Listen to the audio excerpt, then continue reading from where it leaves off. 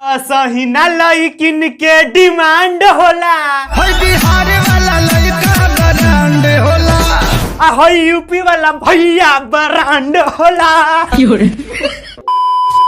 तो का हाल बा भाई लोग, उम्मीद बा कि अच्छा अखवालो। और ई वीडियो मकसद बा हंसे और हंसावे खातिर, दिल दिमाग पे सीरियस में ना लावे खातिर। तो ई हटे सुमित बॉय के वीडियो। तो चलते हैं ह्यूज कंटेंट स्टार्ट करी जाए। आज के वीडियो बहुत मजा वाला बा। सही ना लइकिन के डिमांड होला, बिहार वाला लड़का ब्रांड होला, यूपी वाला भैया ब्रांड होला।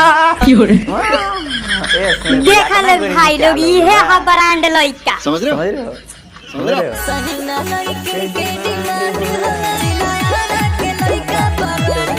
ओहो बाप आज तक अमूल गोल्ड के अंडरवियर ना पहन रही, मगर बेटा हम ब्रांड लइका हैं।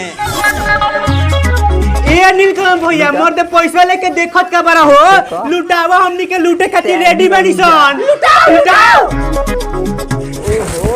रे साला, चल हम पैसा लूटे तन से क्या लूटे तन से लड़ाई कइलो ठीक नहीं हो साथ तो नहीं, लेकिन कमजोर बनी तो मारो तेरा लोग। मारो हमको जिंदा मत छोड़ो सालो। अरे यार, हम कोई मंदिर का घंटा है कि कोई भी आके बजा जाता है।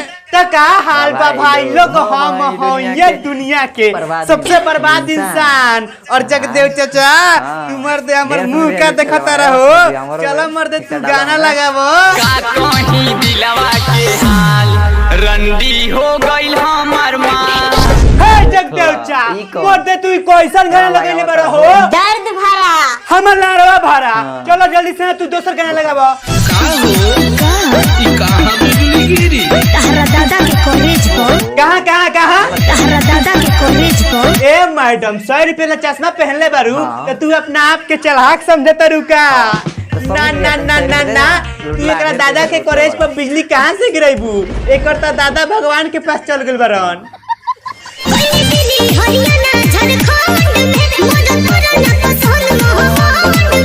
दिल्ली, हरियाणा, झारखंड, मतलब कि मैडम जी मिनी भारत के भ्रमण करके महामंड आ गई, फिर भी इनको एक भी लड़का पसंद नहीं आया।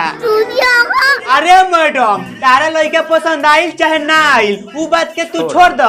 अब तू हमसे एगो बात बतावो, हमारा के हमार घर वाला हमारे जिला में एगो मेहरारू ढूंढे की इजाजत नहीं कर दे। चूतिया लड़के हो तुम, चुप रहो। कि जो बाबू ते अपना खातिर एगो लड़की ढूंढ ले, तोरा के ओकरे से शादी करा देम सन। आ एगो तू बारू मैडम जी कि पूरा इंडिया के घूम के आ गइलू, मगर फिर भी तेरे एको गो लड़का पसंद ना आइलन सन। जब बेइज्जती। अरे हमरो को कोई 3-4 आज घुमा दे, गारंटी देते हैं 10-20 ट्रक लड़कियां भर कर लाएंगे। हमरा गौवा के लोगवा हमरा के देखते रह जाई। हिपोक्रेसी की भी सीमा होती है।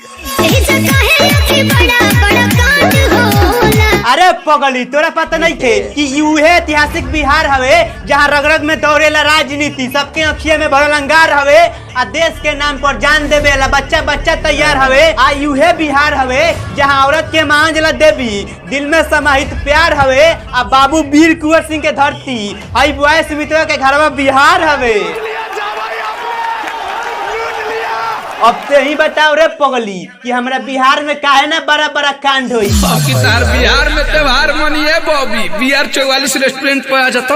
ओके ओहो हो दिलवा में चिंटी खानी काटे लुए जाने जब फ्लाइंग किस्वा दे के जालू ज्यादा फ्लाइंग, मगर तू फ्लाइंग किस्वा कावना के देलू हो?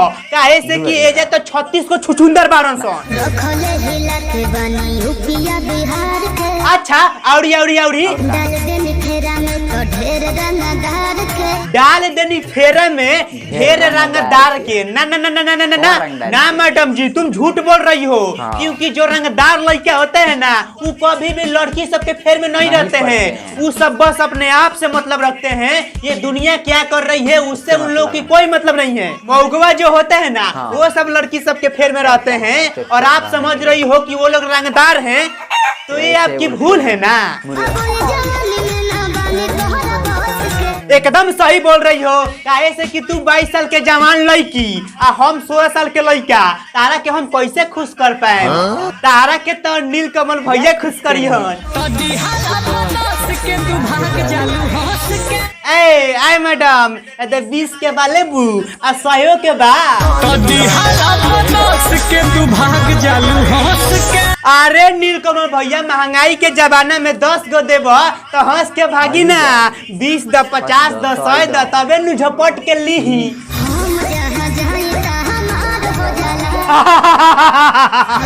ना ना ना ना ना ना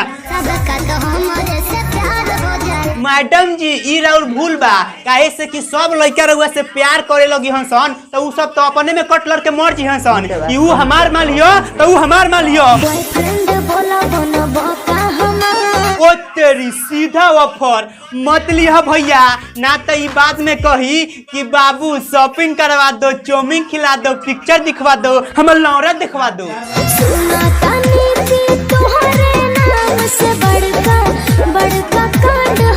हाँ इनकरे नाम से बड़का बड़का कांड होला जैसे कि बाथरूम साफ कोई ना ना ना ना ना ना हाँ इनकरे नाम से बड़का बड़का कांड होला इनकर जब आदमी केहू के गोली मारे जाला नु तब बंदूक में से गोली ना निकलेला फिर भी आदमी के मृत्यु हो जाला जादू साला लाइन खिसिया के भाग गई तो बस भाई लोग ये वीडियो यहीं पे खत्म होता है। वीडियो कैसा लगा प्लीज तू लोग यार कमेंट करके बताओ लोग। और भाई लोग अगर तू लोग हमसे बात करे के चाहता लोग तो जा लोग हमारे इंस्टाग्राम पर फॉलो करो लोग। हमारे इंस्टाग्राम के यूजर आईडी नेम है boysmith01 और हम मिलते हैं फिर नेक्स्ट वीडियो में। तब तक के लिए उम्मीद है भाई लोग वीडियो पसंद लगा लो तो लाइक कर लो और हमारे चैनल पर न्यू आइल बढ़ लो तो चैनल का सब्सक्राइब कर लो ताकि नया जो वीडियो अपलोड करी सबसे पहले नोटिफिकेशन मिले। चलते नेक्स्ट वीडियो में मिले तब खातिर बाय।